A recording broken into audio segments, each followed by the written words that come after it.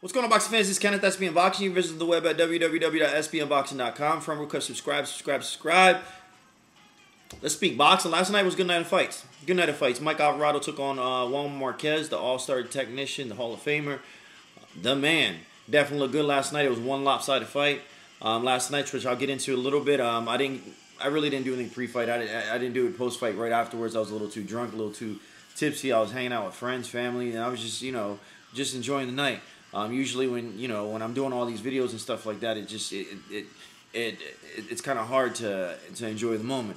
But anyways, let's go ahead and talk about last night. Marquez completely dominated.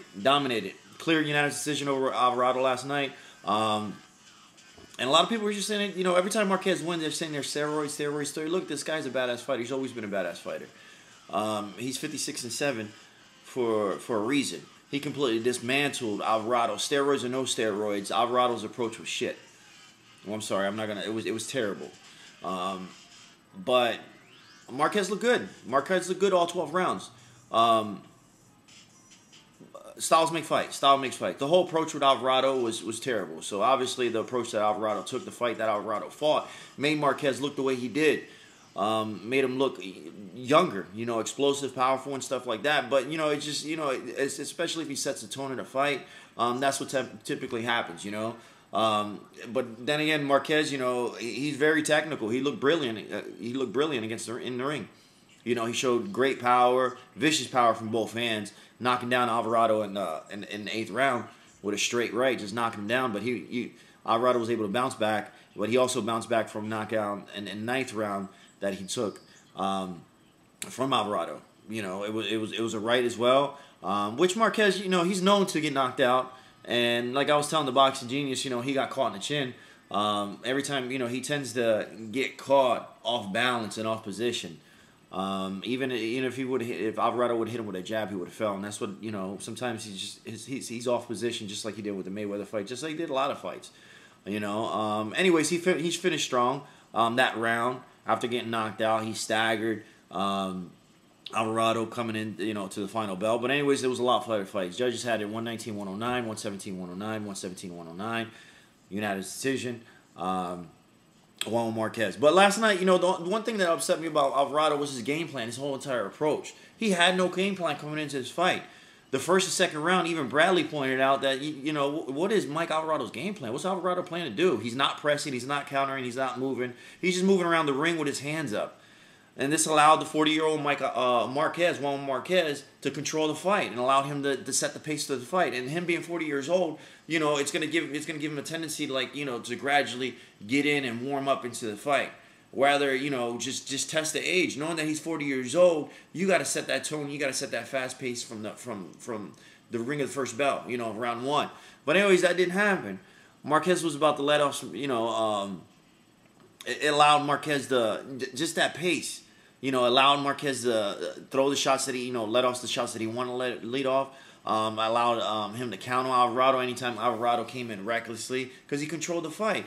And he, just the slow pace of the fight, it just allowed Marquez to just gradually ease in and look sharp all 12 rounds. That's it. Marquez didn't look like he was struggling whatsoever. And just knowing that Alvarado's corner was shit, man. It was terrible. I'm sorry to curse and stuff like that, but it was terrible. It was terrible. His corner was terrible. His trainers are terrible. And he had no corner. Prime example. Here goes a prime example. The first and second round. Avarado clearly lost some rounds. Marquez, this is Marquez's corner. Nacho Barricine, he looks old as shit. He looks like he can't see and stuff like that. But he's watching the fight, and you can see Nacho Barricine all up in Marquez. Marquez is winning the fight. You would think that Nacho just sit back and be like, man, he got this fight. No, Nacho's being a trainer. That's why he's a Hall of Fame trainer. One reason only. Besides training and stuff like that, when it's game time, that's when your trainer's best needed. He needs to be in your corner. He needs to be your eyes, your ears, your everything. Because once you're in the mix and stuff like that, there's things that he can pinpoint, angles and advantages that he can see that you can't see as a fighter. Because he's looking from the outside in, and he's supposed to use his experience to puts the experience to the test.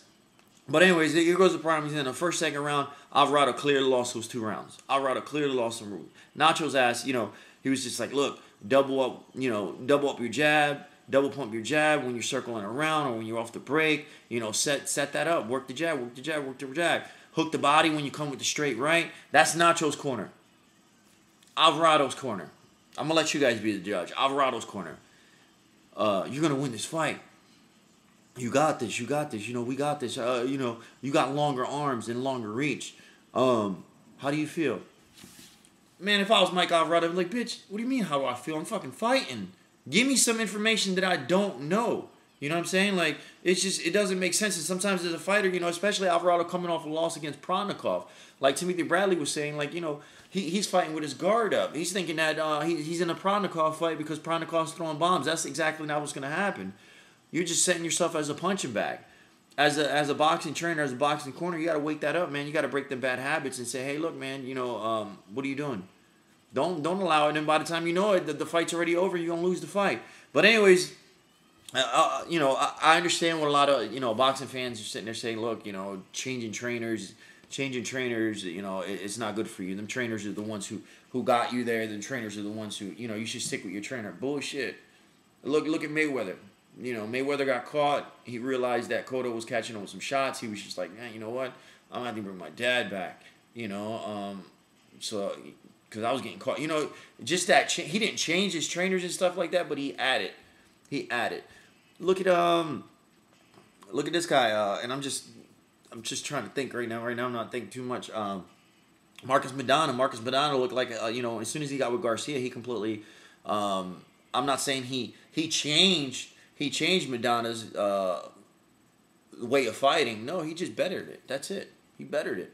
Garcia was coming in with his knowledge and just teach him some techniques, teach him some shit, teach him some drills, teach him something that just makes him a completely better overall fighter. And that's what happens. It's not so much changing your trainer, but add on to it. Do something different. Got to do something new for this fight. That's it. And I didn't see anything whatsoever. Matter of fact, I like the Mike Alvarado and Mike Alvarado fought Brandon Rios. I know they're 2 completely separate fighters, but it's just his style was completely different. He was a lot quicker. He wasn't flat-footed. He moved around, but when he moved around, he was circling with the jab. He was working the jab. Alvarado didn't have no jab whatsoever. But the fight's over. Unanimous decision. Marquez. What's after Marquez? They were sitting there saying Manny Pacquiao fight. And, coming into the 5th fight, Marquez... You can tell Marquez wants to fight. He wants to fight, but, because he wants that belt. The belt that he took off Timothy Bradley. Manny Pacquiao took off Timothy Bradley. I think it'll be a good fight, but, there's a lot of fights for both fighters. There's a lot of fights for Pacquiao. There's a lot of fights for Marquez. Marquez is never in a situation that he has to fight Manny Pacquiao. I strongly believe it. It depends on his situation. It depends on his finances. And if his finances are a little shaky and stuff like that, and he wants that retirement check, then by all means fight Manny Pacquiao. But other than that, as a boxing fan, I'm not going to be butthurt if I see that fight or don't see that fight. If Manny Pacquiao beats Marquez, it's just going to be another victory for Manny Pacquiao. So both fighters have nothing to prove. Absolutely nothing to prove, especially at this late of age. But a lot of people get caught up in the hype. A lot of people get caught up in the hype and already make comments, writing me emails and stuff like that. Even my friends, even the Boxing Genius, he calls me and he's sitting there telling me, man, you know what I noticed that, Marquez, when he fought Mayweather, he came up from 135. If he fights Mayweather right now, it'll be, look, I'm not even going to entertain that conversation because if you even speak to Marquez himself and say, hey, Marquez, who's the baddest dude in boxing? He says Mayweather, hand down. Mayweather's just too good of a fucking fighter. And that's not coming out of my mouth. That's not coming. And it's one of those things when you watch these interviews, there's nothing much to say. There's nothing to say. I'm just a boxing fan. These other YouTube guys are all boxing fans. All these fans that write comments that think they know about boxing, we all think that we know about boxing. At the end of the day, it really don't matter. When you got Hall of Famers, when you got Bernard Hopkins, you got De La Hoya, you got Zab Judah that fought him. You got all these fighters. You got James Toney. You got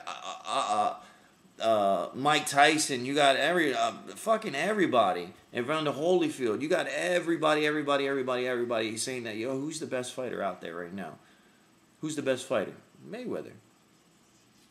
You know, at the end of the day, man, it doesn't matter what, you know, if you get these Hall of Famers, these greats saying that Mayweather's shit, then, you know what I'm saying? Like, come on. Come on. Seriously. But I'm not making that video for that. I'm just saying it's just like people were saying, getting caught up in the hype. You know, he needs to fight Mayweather again. He needs to fight. Look, if he fights Mayweather again, it's going to be the same outcome. Why? Because he looked good against Avarado. Alvarado's a completely different fighter. Alvarado was flat-footed. Alvarado was lost. He suffered back-to-back losses. His confidence is completely gone. He doesn't know what he wants to do. He doesn't even know. He's scared to get hit. He's scared. Like his mind's all fucked up. If Manny Pacquiao, I mean.